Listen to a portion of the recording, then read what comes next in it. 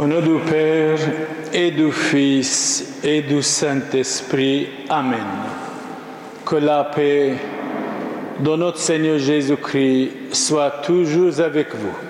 Et avec votre esprit. Frères et sœurs dans le Christ notre Seigneur, qui que vous soyez, d'où que vous veniez, noblement vous êtes les bienvenus. Vous allez participer à la Sainte Messe catholique en latin et en français dans cette église catholique de Saint-Antoine de Padoue. Nous prions profondément pour vous, pour vos intentions, pour que vos malades soient guéris, pour que vos enfants soient protégés, pour que vos familles soient unies et heureuses.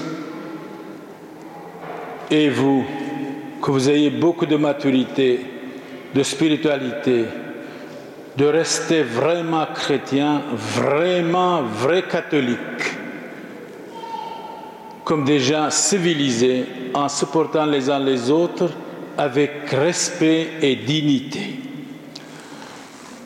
Vous allez participer à la Sainte Messe, ne soyez pas distraits, soyez dans la maison de Dieu, respectueux et respectueuses, en respectant aussi les autres. Dans la maison de Dieu, si vous respectez la maison de Dieu, Dieu vous aime, Dieu vous respecte. Si vous venez dans la maison de Dieu, vous venez pour prier, pour méditer, pour réfléchir, pour se corriger, pour changer sa vie pour le bien. C'est ça aller à la Sainte Messe, c'est ça participer à la Sainte Messe catholique, c'est ça aussi aller dans la maison de Dieu. Dieu vous aime, Jésus-Christ vous aime, l'Esprit Saint certainement va nous éclairer pour que nous soyons bien une vie nouvelle, une date clé, tout particulièrement ce dimanche, 30e dimanche de l'année liturgique. Les essais nous demandent à l'Esprit Saint pour que nous soyons des hommes et des femmes véritablement chrétiens, véritablement vrais, véritablement catholiques, véritablement honnêtes. Et nous demandons à l'Esprit Saint pour que nous soyons vraiment inspirés par une force céleste, que l'Esprit Saint nous éclaire. Dominus vobiscum. Oremus, prions. Dieu éternel et tout-puissant, sois favorable à vos fidèles ici présents. Multiplie chez eux la grâce et la force. Donne-leur la foi, l'espérance et la sincérité pour qu'ils soient attentifs à garder vos commandements. Par Jésus le Christ, notre Seigneur. Je vous en prie, frères et sœurs, si vous désirez, asseyez-vous. Merci.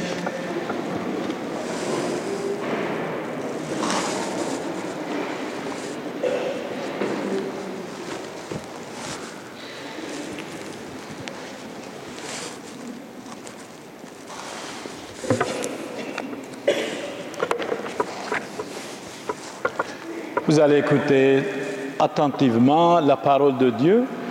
C'est valable pour chacun de nous de prendre quelques réflexions, quelques perfectionnements, degré par degré, pour notre vie.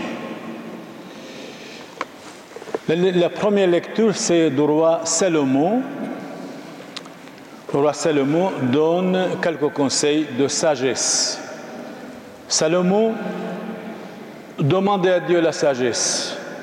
Et quand il y a la sagesse, il y a la compréhension. Quand il y a la compréhension, il y a la paix. Et quand il y a la paix, il y a le bonheur. Salomon vivait avant Jésus-Christ, 1000 ans avant Jésus-Christ. Voilà ce qu'il dit. Lecture du livre de la sagesse. Le Seigneur est un juge. Bien sûr, Dieu donne à chacun de nous selon nos œuvres, selon nos actions, qui ne fait pas de différence entre les hommes. Il n'y a pas de différence entre les hommes, l'importance d'aller vers Dieu. Il ne défavorise pas le pauvre. Il écoute la prière de l'opprimé. Surtout, quand on est opprimé, attaqué, calomnié, malmené, Dieu écoute nos prières, selon la sagesse. Il ne méprise pas la supplication des orphelins. Dieu, dans la Bible, aime les orphelins et les veuves, les vraies veuves et les vraies familles. Ni la plainte répétée de la veuve. Dimanche passé, c'était la veuve qui demandait au juge de rendre justice et à la fin, le juge a écouté cette veuve. Celui qui sert Dieu de tout son cœur est bien accueilli. Quand nous chantons, quand vous chantez, il faut de tout notre cœur, nous devons chanter à Dieu Tout-Puissant. Et sa prière parvient jusqu'au ciel. La prière du pauvre traverse les nuées. Tant qu'elle n'a pas atteint son but, il demeure inconsolable. Et il continue. L'importance, c'est de ne pas commencer. L'importance de continuer, d'aller jusqu'au bout des choses.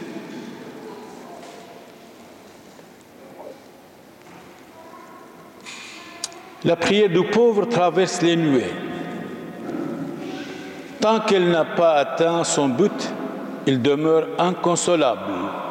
Il ne s'arrête pas avant que le Très-Haut ait jeté les yeux sur lui. Prononcé en faveur des justes et rendu justice. Parole du Seigneur. C'était quelques conseils du roi Salomon selon la sagesse. Deuxième lecture, un pauvre a crié, Dieu l'écoute et le sauve. Parce que Jésus dit, heureux les pauvres de cœur, le royaume de Dieu est à eux. Ils verront Dieu. Je bénirai le Seigneur en tout temps, sa louange sans cesse à mes lèvres. J'ai tellement, tous les matins de prier, tous les soirs de prier, et tout le midi aussi de prier, ça vaut la peine. Sa louange sans cesse à mes lèvres. Je veux me glorifier du Seigneur, que les pauvres m'attendent et soient en fête. Le Seigneur regarde les justes. Il écoute attentif à leurs cris. Il attend ceux qu'il appelle de toute leur angoisse.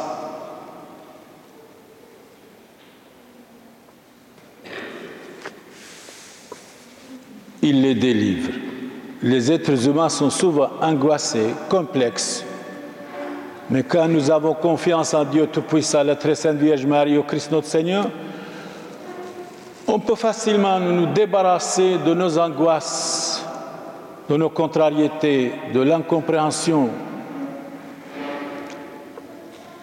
Il se tient près de cœurs qui souffrent. Il sauve l'esprit désemparé. Le Seigneur rachètera ses serviteurs, plus de châtiment pour qui s'abrite en lui. Quand nous avons confiance en Dieu Tout-Puissant, quand nous aimons Dieu, nous devons aussi aimer les uns les autres. Le mari doit aimer sa femme, la femme doit aimer son mari, le respect mutuel, parce que la famille, c'est la base de toute la société. Parole du Seigneur.